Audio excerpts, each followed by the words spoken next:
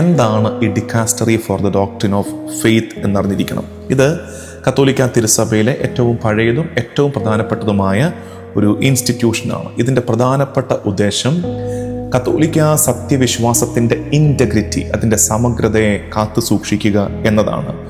ഒപ്പം തന്നെ protect the faithful from errors in doctrine and moral.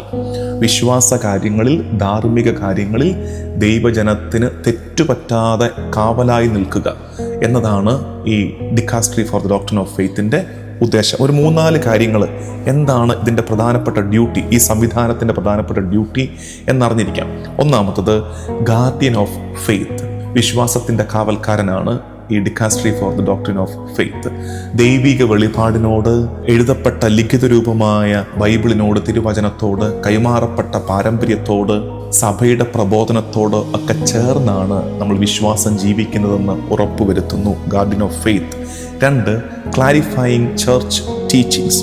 ചില കോൺട്രവേഴ്സ്യൽ ടോപ്പിക്കുകളൊക്കെ ഇടയ്ക്ക് വരും. തിയോളജിക്കൽ, മോറൽ, പാസ്റ്ററൽ വിഷയങ്ങൾ, ദൈവശാസ്ത്രപരമായ, ധാർമ്മികപരമായ, അജപാലനപരമായ ചില വിഷയങ്ങളെ വ്യക്തതയോടെ ജനത്തിന് പറഞ്ഞു കൊടുക്കുന്ന സംവിധാനമാണ് BDF. Evaluating teaching and apparitions. ചില ഭാഗങ്ങൾ, ചില പഠനങ്ങളൊക്കെ ഇടയ്ക്കിടയ്ക്ക് പുറത്തേക്ക് വരും. ഒപ്പം തന്നെ ചില ദർശനങ്ങൾ, സൂപ്പർ നാച്ചുറൽ എക്സ്പീരിയൻസ്, പ്രത്യക്ഷീകരണങ്ങൾ എന്നൊക്കെ പറയും. അതിനെയൊക്കെ പഠനവിധേയമാക്കി പരിശോധിച്ച് അതിനെക്കുറിച്ച് പറയുന്നത് dicastery for doctrine of faith ആണ്.